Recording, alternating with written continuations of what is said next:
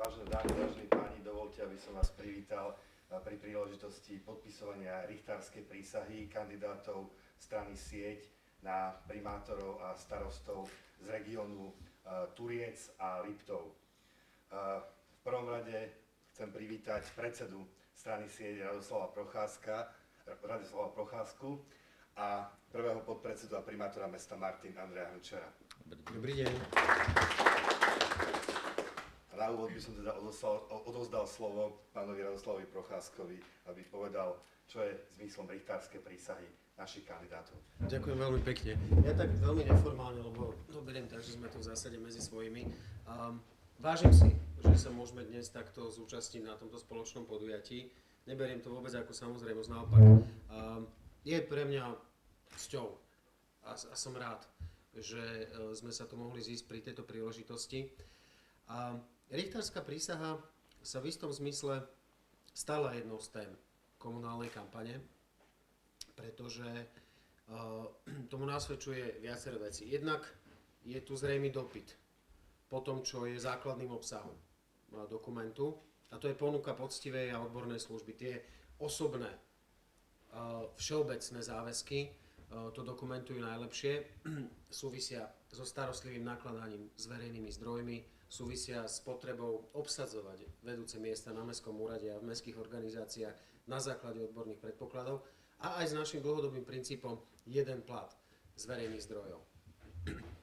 Ale taký aktualizačný moment napríklad k tejto všeobecnej časti je aj minulotýždňový rebríček, ktorý zverejnila Transparency International Slovensko, kde hodnotila schopnosť radníc vo vzťahu k obyvateľom priestoru, ktorý tá radnica má v správe. Čiže schopnosť priehľadne a otvorene komunikovať s občanmi, ktorým sa tá služba poskytuje. Z tohto hľadiska na Slovensku najlepšie svoje mesto vedie prvý podpredseda siete a primátor Martina Andrej Hrnčiar. Čo nie je žiadna maličkosť, naopak ja ti chcem, Andrej, aj takto otvorene nahlas a osobne zagratulovať.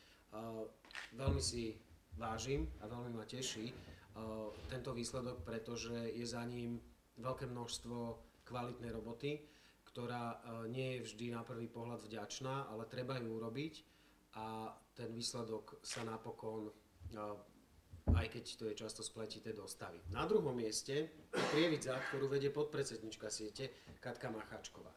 Ale nie sme tu preto, aby sme sa chválili, dostávam sa k tomu, čo je účelom richtárskej prísahy a poviem to tak, ako to cítim ja.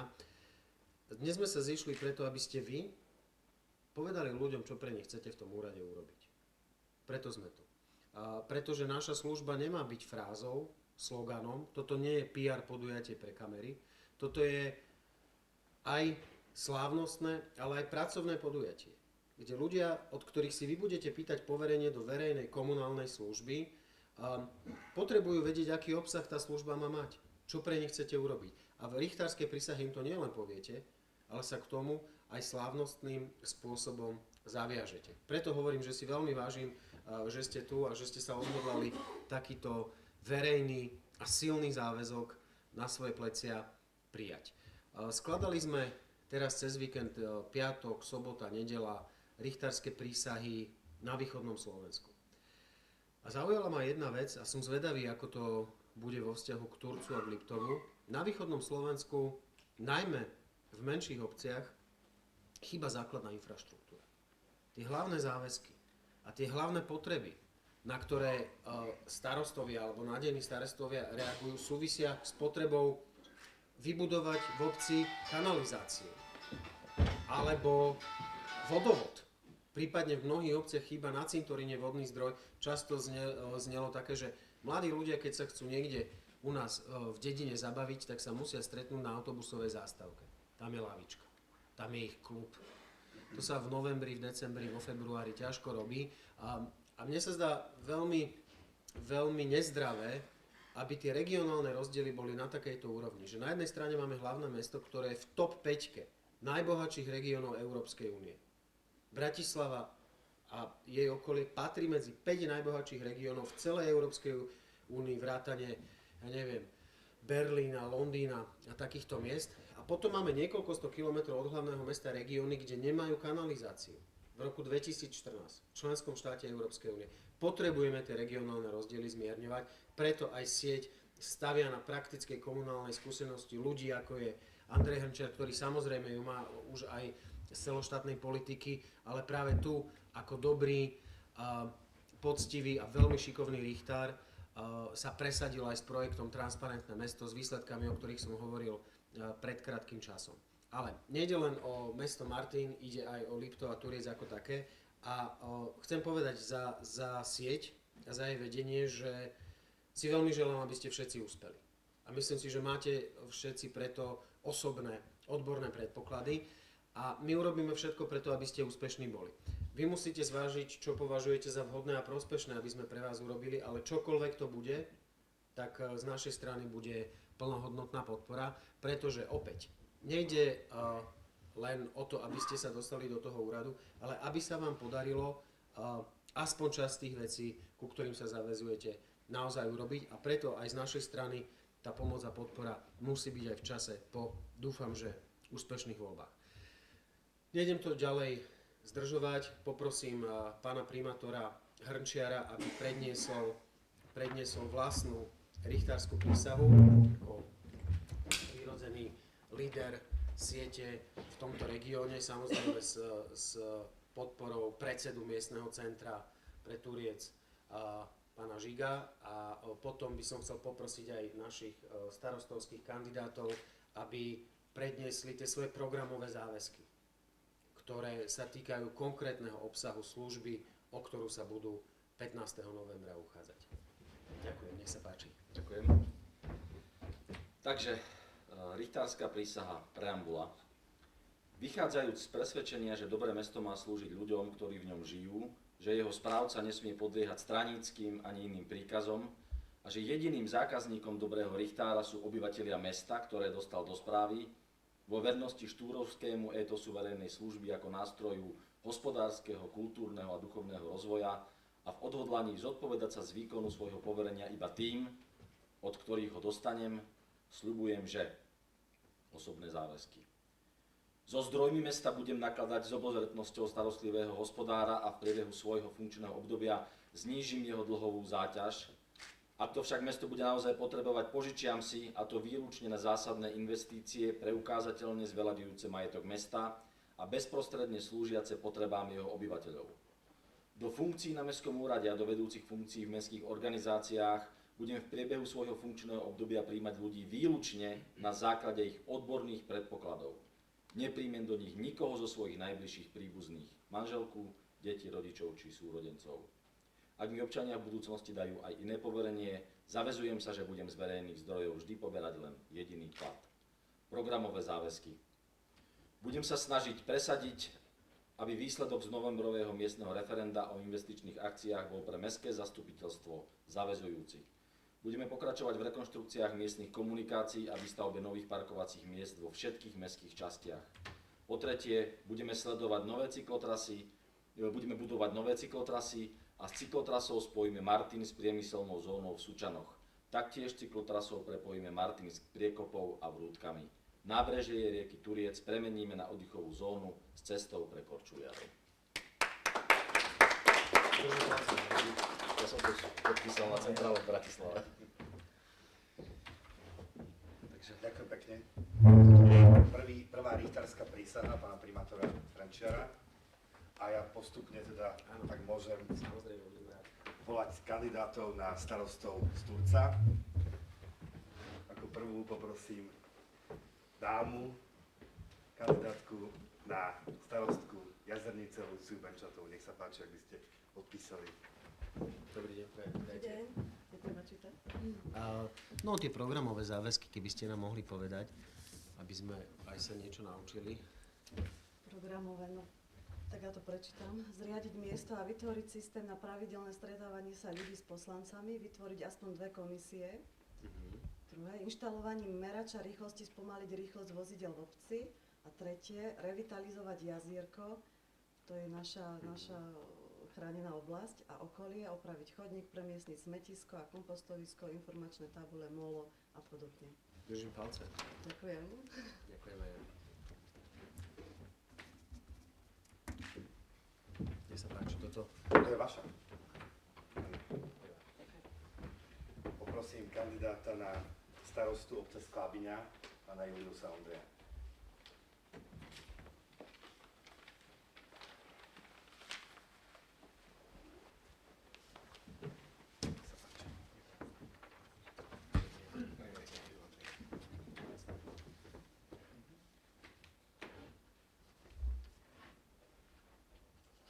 Áno.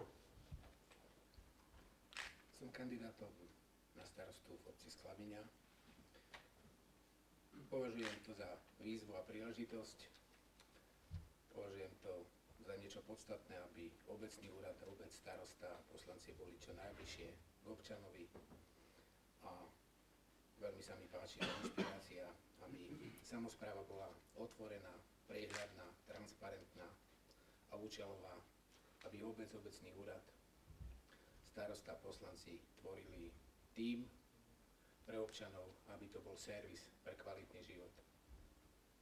Najviac sa budem snažiť, aby sa maximálne efektívne, hospodárne spravovali verejné zdroje, aby sa zväčšila a zlepšila kvalita života pre každého občana a aby obec, ktorá má veľmi vážnu históriu v regióne Turca na Slovensku ako obec, kde 21. augusta v 44. roku vlastne vypuklo Slovenské národné povstanie, dostalo sa aj znova tej slávy a cti, aby to vedeli občania využiť vo svoj prospech. Čo sa týka osobných záväzkov, naozaj sa budem snažiť, aby sa so zdrojmi obce nakladalo prehľadne, transparentne, maximálne ekonomicky efektívne a zodpovedne. Nebudem uprednostňovať žiadnych svojich rodinných príslušníkov, známych a priateľov, aby boli zamestnaní na obecnom úrade, alebo aby ťažili z určitých vzťahov prepojených na mňa, že ja kvázi som starosta, ostatní sa budú mať popri mne dobre. A vychádzam z toho, že ak dostanem to poverenie od občanov, že budem štatutárnym zástupcom obce, naozaj zúročím všetky svoje osobné skúsenosti, vzdelanie, pracovitosť, usilovnosť a takisto aj vzdelanie v prospech občanov.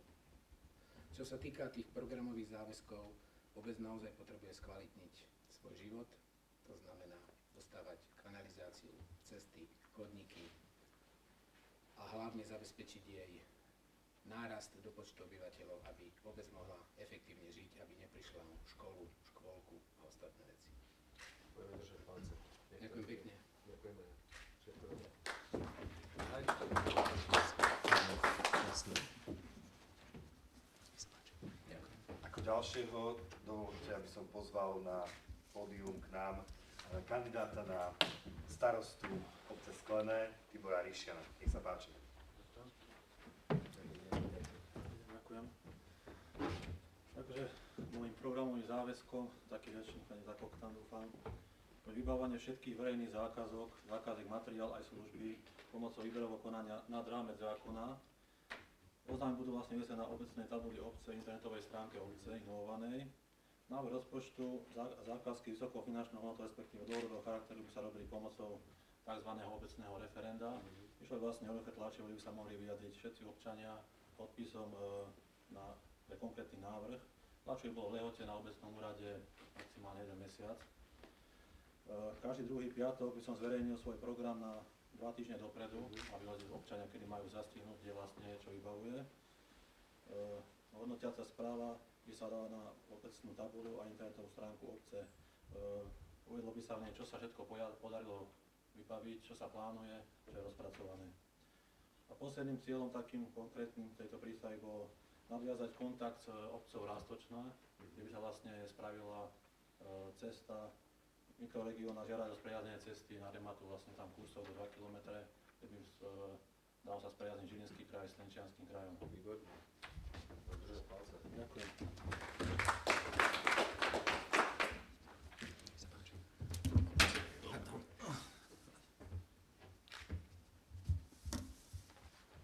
Ako ďalšieho poprosím kandidáta na starostu obce Turčiansky Ďur, pána Petra Rusnáka.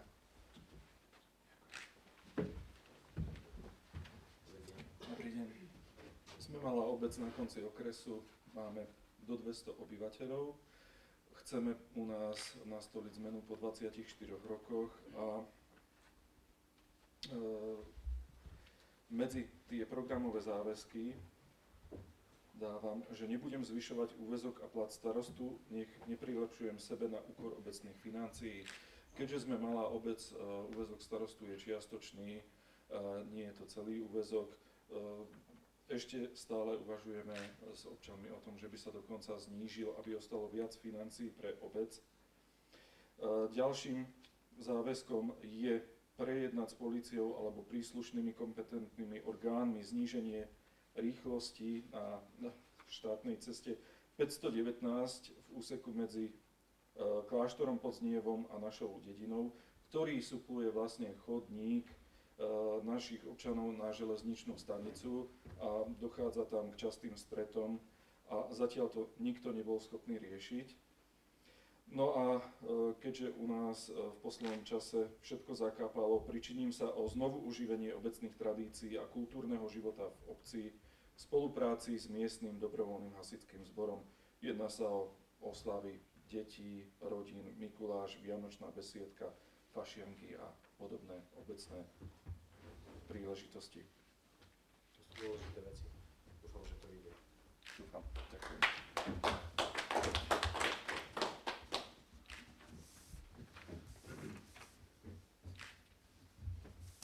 Vážené dámy, vážení páni, ja v tomto momente odozdám svoje slovo môjmu kolegovi, predsedovi miestneho centra Liptov, ktorý má na starosti okresy Ružomberok a Liptovský Mikuláš, Jurajovi Kurňákovi, aby povolal k richtárskej prísahe kandidátov z Liptova. Juraj, nech sa páči. Takže ako povedal kolega, ja si budem postupne prizývať svojich liptákov a začnem ako prvým kandidátom na starostu obce Liptovská Teplá, pánom Jurajom Kudlákom.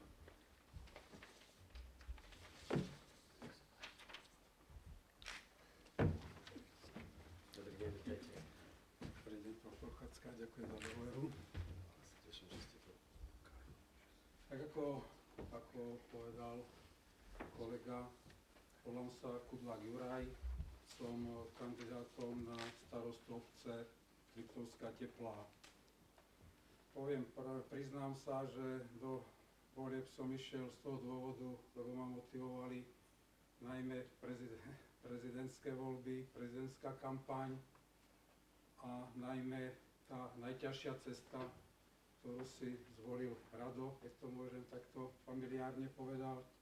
A to je naozaj najťažšia, pretože sa to robí dolu zo spodu. Do volieb vstupujem z toho dôvodu, že chcem naozaj pomôcť tej našej obci. Súhlasím s tými všeobecnými záväzkami a samozrejme aj s tými troma, to je len výcud z toho všetkého, čo som dal na našu stranu sieť. Samozrejme tieto záväzky všetky budú zverejnené aj na našej internetovej stránke obce, pokiaľ samozrejme uspejem. Z prieskumu, ktorý som si ja urobil, mi vyplýva, že ľudia chcú zmenu, najmä mladí. Myslím si, že aj tá moja výzva ich nejakým spôsobom motivovala, lebo veľa mladých sa hlási do volieb ako poslanci. Najmä takí mladí ľudia, ktorých musím tuto verejne spomenúť, sú to mladí, ktorí majú slušný vekový priemer tiež asi do tých 32-33 rokov, ako je Budková, Turčok a Sršňová. Takže verím, že sa nám podarí potom urobiť ako tím, keď sa tam prepracujeme, kus poctivej práce. Ďakujem za pozornosť.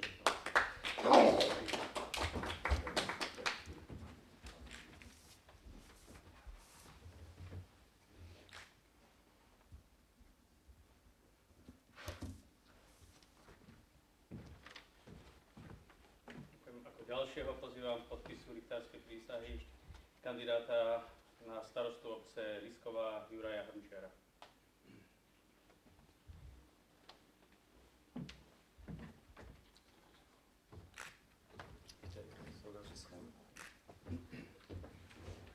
Takže dámy a páni, ako bolo povedané, moje meno je Juraj Hrnčiar a kandidujem na starostu obce Lisková ako nezávislý kandidát. A preto sa chcem poďakovať vedeniu strany Sieť a najmä predsedovi pánovi Radovi Procházkovi za to, že mi dali dôveru a za to, že ma podporili v tejto kandidatúre. Ja sľubujem a nemám žiadny problém s podpisom richtárskej zmluvy, že teda do podky aj naplním, samozrejme okrem ďalších mojich osobných záväzkov, ktorých som si dal.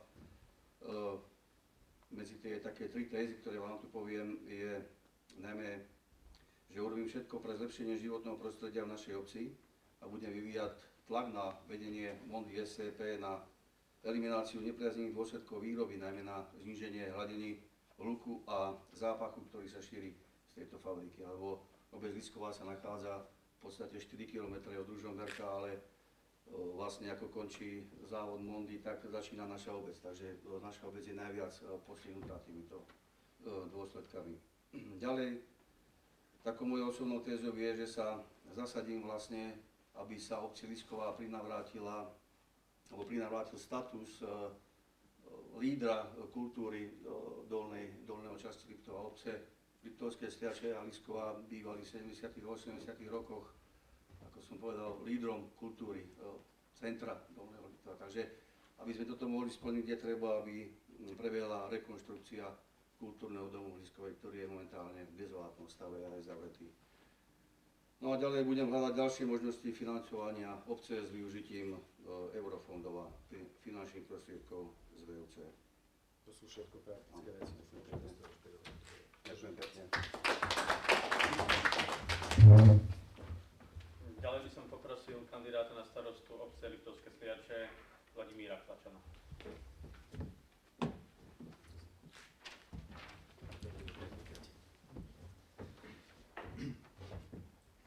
Ďakujem za predslov kolegovi, pánovi Hrnčiarovi. Ja len spomeniem teda tie Liptovské Sliače ešte raz z toho dôvodu, že je to najväčšia obec na Liptove s počtom obyvateľov 3776. Takže právom Liptovské Sliače majú byť dôvod lídrom na Liptove.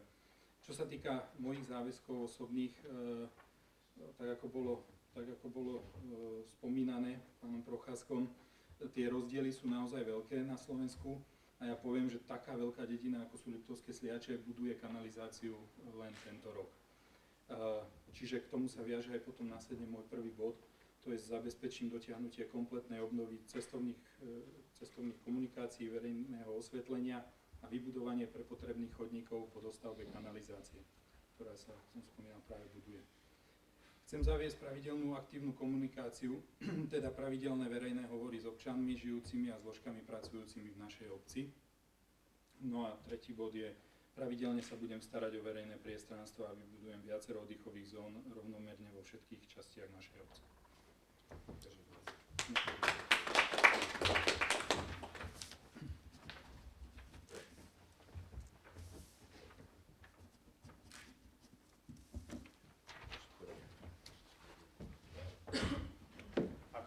Poprosím kandidáta na starostu obce Štiavnička Petra Masla.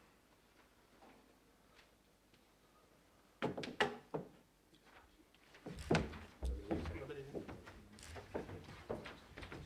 Tak ja spomeniem rovno tie moje programové záväzky.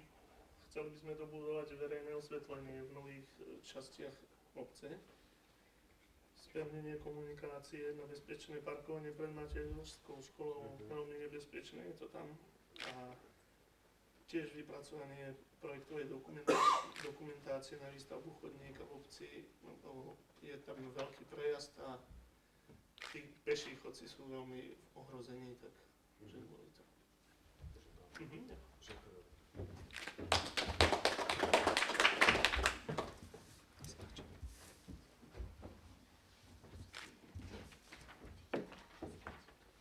Myslím, že by sme si mohli spraviť aj spoločnú fotografiu, ale nie je to povinné. Kto sa nechce fotiť, tak to nemusí, a kto by sa chcel, tak budem rád, keď si spravíme.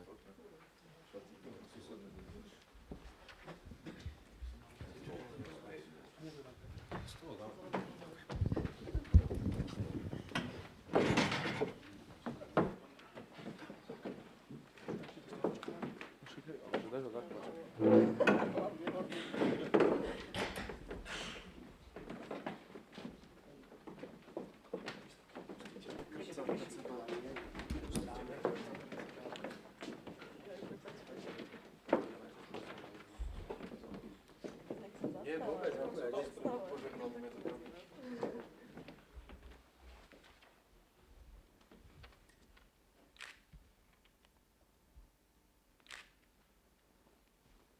Ďakujem pekne. Sme? Super. Keby chcel niekto aj individuálne, s krajším pánom,